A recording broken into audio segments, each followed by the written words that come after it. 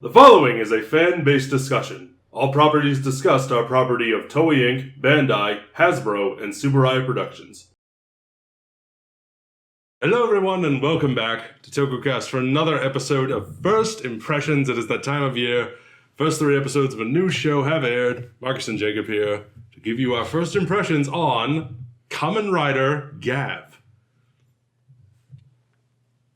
Let's start what we usually do with the opening. Okay, so here's the problem I have with this opening. It doesn't have the bombastic feel that you can use during a fight scene. It's missing that oomph. It is pretty light.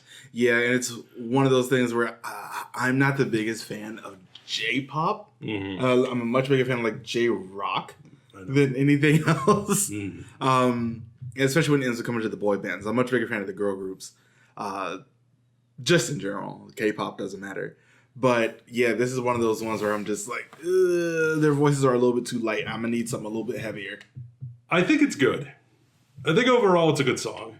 Yeah, I don't think it's terrible. I think it's a good song. I like the visuals that go with it. I like the fact that they're singing the song. I do think that it's missing something. It's missing a rock element. It's missing a guitar. I was gonna say it's more like that oomph you were talking about. Yeah. It is very just kind of like, I don't want to say flat, but it's very one note. It's very fluffy. It's fluffy. Yeah, it's fluffy. It's very one note throughout. It doesn't. The tempo and like the levels never really change. Yeah. But again, not a bad song. Not a bad. It's like you can tell when the darker parts of the opening are about to happen, but it's just like it's missing that. There's no like beat drop. Yeah. There's no the bass doesn't kick in when you feel like it should. Yeah. And. Yeah, it's one of those things I'm just like, it feels almost necessary. Especially because, they're going to inevitably end up using it in the show during a fight scene. And unless they use another one. Unless they use another one, which would be great. But I don't want like another Lost Galaxy situation where they just have like random orchestral sounds. Anyway, the first 3 episodes the proper. show itself. Man, oh man. Coming off of the trash fire that was last year with Gotchard. Going into this. I like it so much. From the word go, this show is visually interesting. Yes. It's absorbing. It's funny. Yeah. It's fun. I think there's some good mystery. It's dark too. There's some dark moments there. But yeah, it's good. Yeah. It's good. These are really good first 3 episodes. Like the fact that the bad guys are pretty much abducting people for their happiness and turning that into basically a drug. Like a drug food. I love that they call it dark treats. Yes. I love that. Dark treats. It's basically a drug food. Give me them dark treats. Being held over by the Stomach family in this case. And Stomach Incorporated, yeah. Yeah, it's basically just a conglomerate. Which is a great villain organization name. Yeah. I love that.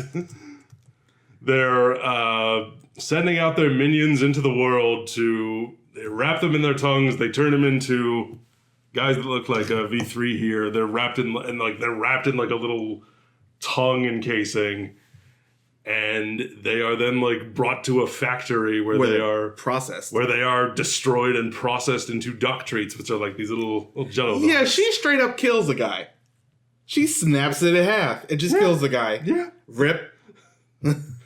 This show has a body count so far. I mean, it's quite high. It's not like people we know, but, like we see that factory production and it's like, that's a lot of people. Murder and death. That's a lot of people. Death and murder. Let's talk about our protagonist. Shoma. Man, he reminds me a lot of Kuga. Just the energy that he has. Something about him really reminds me of Kuga and how, there's a pretty big distinction between how Kuga is in and out of suit in some cases. But Shoma's a little bit more naive. He's I guess he's pretty much one of the bad guys in this case. He's from that same family. He is we find out that he is half human and half Granite. Yes. Granite is the race of people that are doing the abductions. Yes. And it's just like, he has something special with the red Gavv in his stomach because that is his stomach. Because his species has 2 mouths. Yeah. They have like 2 mouths, 2 stomachs. They have the one, like we have that they can eat food with, and then they have another one. That's where like the big tongue comes out. Yes, and I guess it's like he eats a snack and it pops out, Certain snacks, I actually really like this, because certain foods that he eats will produce from his body little like snack containers. Yeah. That he will then put into the gochizo. The gochizo. That's what he puts into the Gavv mouth, and that's what he uses to transform. And the fact that he has to eat multiple of them because his armor will break. I liked that a lot. Yeah. That was such a cool addition. His armor breaks, and basically they're just one-off items, but they have like little bits of personality. But weirdly enough, I liked like the sounds that they make. Eat the snack, eat the snack. Something about it. It's like, a lot. yes. It's a lot of that, and a lot of little like sort of ghibli-esque, like like little squeaky noises. The fact that they are so expressive, I think, really helps. They're very expressive. Coming off of last year, as I said, like. Either make them more expressive, because I've also I just finished watching Pokemon Horizons, the third part that was on Netflix, and just like looking at the Pokemon in that show and how expressive they make them from scene to scene, and then comparing that to the what are they called? I keep wanting to call them gummies, but there's more than that. the Gochizo. Comparing them to the gummies, but then you have the chemis, which are just like stone face. You still call them gummies. I did? Yes. I think I said chemis. Nope, you said compared it to the gummies, and I told you the name. Well, I was talking about the chemis. You were talking about the Gochizo first, but you said gummies again. Oh. Compare the Gochizo to the chemis. To the chemis. Just like stone face, no expression, but lots of like energy in the vocal performance, and it results in a weird dichotomy. But then you have this. When one of them first offers themselves up to be eaten, and the Gochizo is like, "Oh, you want me to eat you?" And he goes to like put it in his mouth, like his human mouth. Shoma is just and it just starts crying, like, "No, not that one!" And like, "Oh, you mean the oh?" And he like pulls his shirt up and does the little. I will say, little crank. having that belt under his hoodie, is weird because of the handle.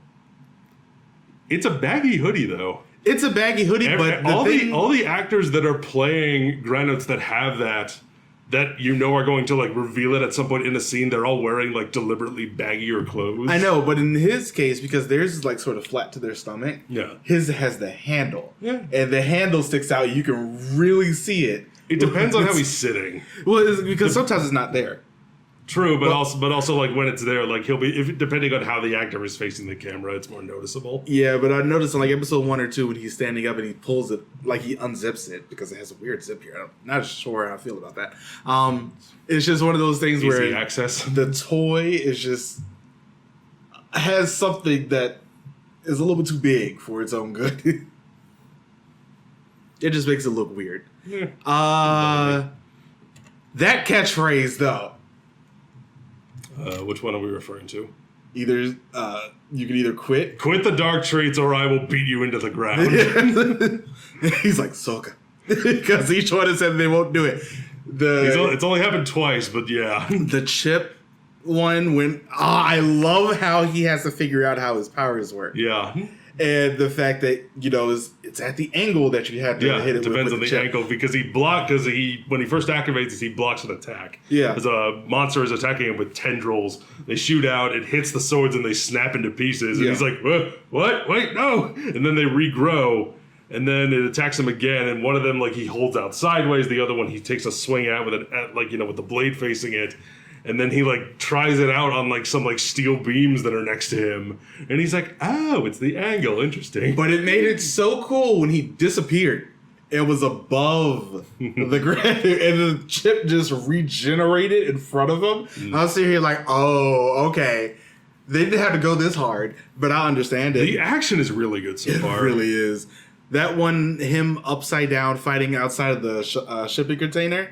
It was so good. That was such a creative set piece. The way they used the location, the way they had the suit actors up in between the shipping containers and like balancing in between them, using their own strength to like prop themselves up in between them, was so cool and so well shot. I mean, that scene where again, like from the word go, this show is so visually interesting with him like running through that factory area of all the doors. He's running through Monsters Inc.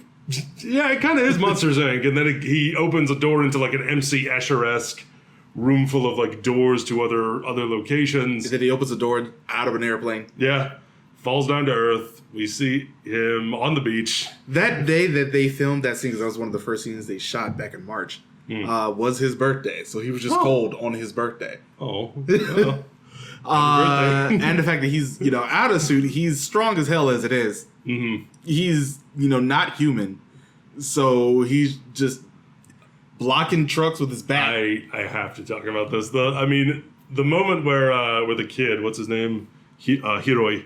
Where Hiroi is poking him with the stick when he's like washed up on the beach.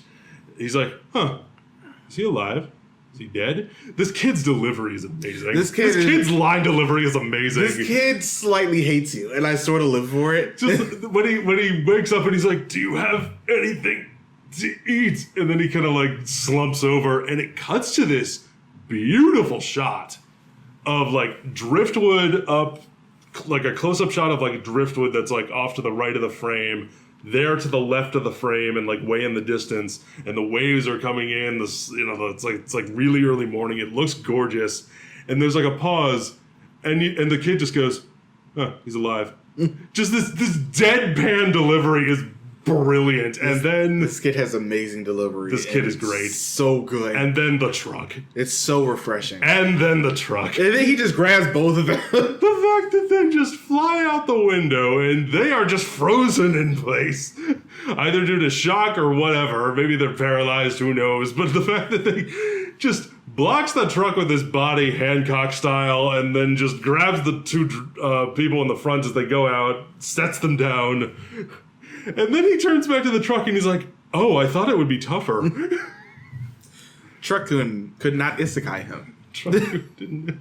And before he ends up fighting the first That one... needs to be a show! Someone needs to make a show about the trucks that hit all the isekai protagonists and make them sentient. This one had a job, it was going to isekai that kid, and then nope. We lost one in the field today, sir. What? Secondary antagonist. But I do love the fact that, like, the first time before he even transforms, he, like, runs across the shipping containers and just punches the granite in the face. Great shot of him wall running, too. And it's so fast.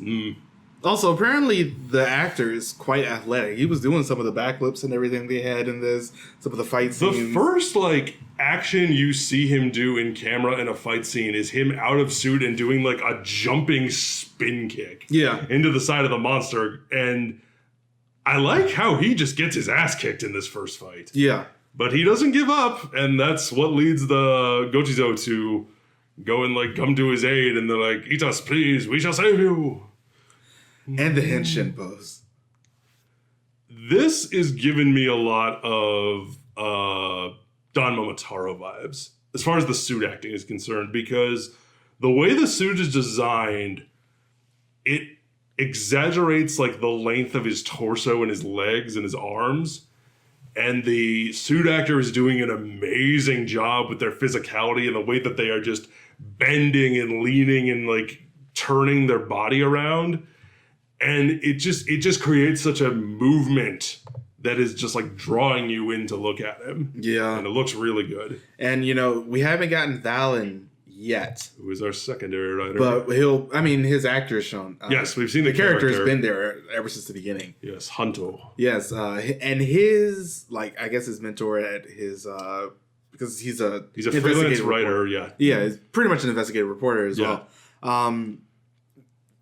Is from Amazon's. They pretty much just been picking Amazon's actors for random things for these past couple of shows, and I really do like that. His mentor's got a great look. Yeah. I really like the look with just like his hair is like, it's like just messy enough the way it's like almost covering his eyes, and he's got a great like just like character actor face. Yep. It looks really good. But, Hanto ends up having that whole thing with his mother being apparently eaten by a Gochizo at some point. Not a Gochizo, by a Granite, yeah. At some point in the past, some wolf one. And I really that scene was pretty scary. Yeah, and the fact that it just happens. It's just like there one minute, gone the next. He's like at the spot where it happened. They're playing with the ball. They're playing with the ball. She like missed and like it bounced away. He went to go get it, and he turns around and just off screen, just a granite just hits her like a freaking truck, tackles her to the ground, And then it just like looks up at him and like a wolf's head, like a monstrous wolf's head is like glaring at him. And it's very well done, I think. Yeah. I like Sachika. Sachika rules. This woman rules. I love her. She's well done. Her actress does her, portrays her very well. She's not annoying. I was very worried she might turn to She is a grown-ass adult with a job, with agency, with her own business. She's great. We stand a small business owner. But yeah, she basically, does odd jobs, really. She's a handyman. Yeah, she's a handy woman. And I just really appreciate, a lot of the things that we've done with her. There's a rumor that she might end up becoming the tertiary writer in this, and I hope that she does. I love that, yeah. That'd be great. I do like the fact that we're keeping his identity a secret. Because at least for now. Yeah, that's something we haven't had for a little bit. So I'm very happy that we're doing that. Because he after he leaves at the end of the first 2 episodes, where he writes a farewell letter to his companion and says, "Goodbye, I shall miss you. Let us carry our thoughts in the future," whatever he says. And they read it and they're like, my God, what an idiot. I think my favorite thing about that, though, is because of the fact that he sort of views himself as a monster, and the way people are reacting to him or viewing him as a monster as well, except for the kid.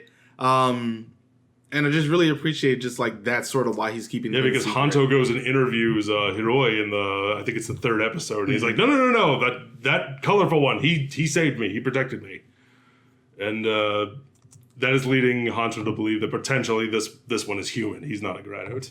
And then we're also introduced at the end of the 3rd episode to Kenzo Suga, who is a researcher who is researching Granotes. Yes, and you might recognize him as Drudan from Zenkaiger. He was the voice actor. Oh, cool. Yeah. Nice. Glad to see him in person. Man, I can't wait for more of this show. Yes. I'm very excited. Very, very excited for how the show goes. The premise is really interesting. What we've gotten so far is really interesting. It's not Gachar, which is the greatest. Just good use of locations, good use of the space. I love Sachika's apartment. Yes, good use of the mystery. What we got going on. I just really appreciate absolutely. Everything with Shoma's mother. I love that they're giving us little teases. Yeah, they're giving us little teases that there is more mystery to be built up. Yeah, it's like we're constantly Hopefully they follow through. We're constantly working towards something, and it's not just being amongst the many problems that got charged. It's not just not doing anything. We're not just hanging this here and hoping you forget about it. Or not doing anything with its own premise, because we've gotten, there are definite issues. We saw people just getting murked. We also like the Stomach Inc. themselves. We don't entirely know what their whole deal is. We know that they're doing this, and one of them has mentioned profits. They've mentioned the better quality the spice, the people, better quality the spice, the more profits we can make. Well, who are they selling them to? Who are they contracting this out to? The dark treats are being used as rewards, but are they also selling these dark treats around the dimensions to prospective buyers? Are we going to get other dimensions or other races come in? Because we've gotten more from the twins so far, the most out of everybody in this. We've seen them the most, yeah. Yeah, we've seen them the most. A little bit of the other sister.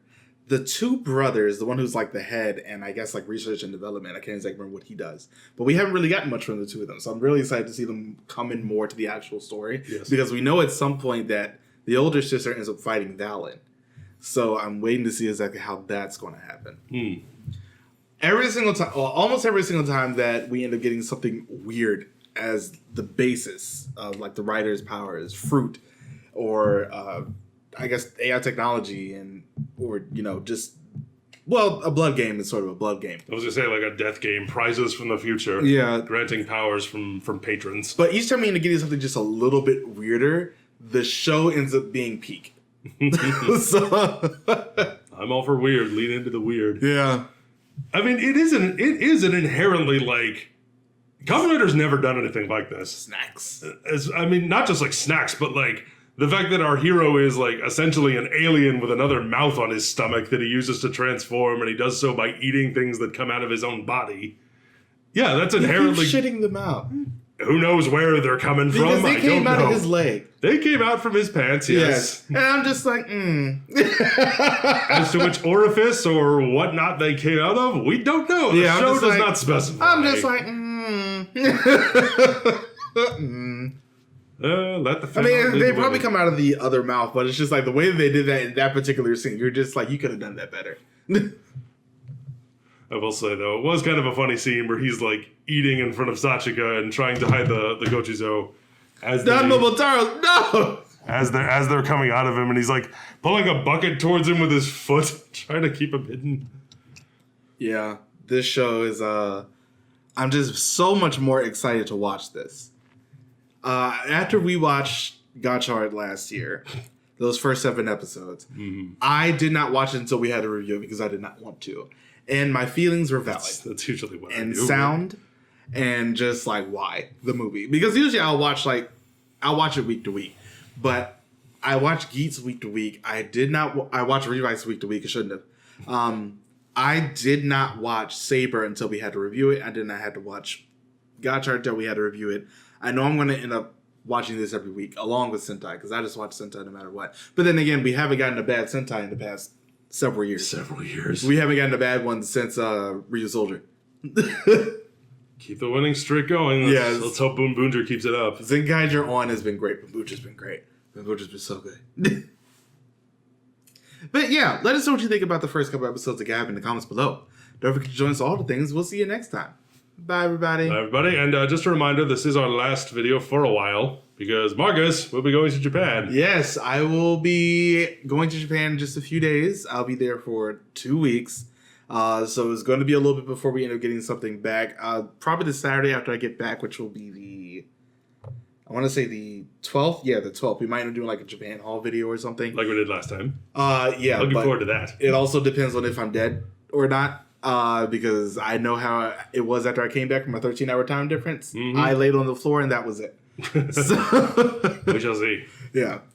But don't forget to join us all the things. We'll see you next time. Bye, everybody. Thank you for watching.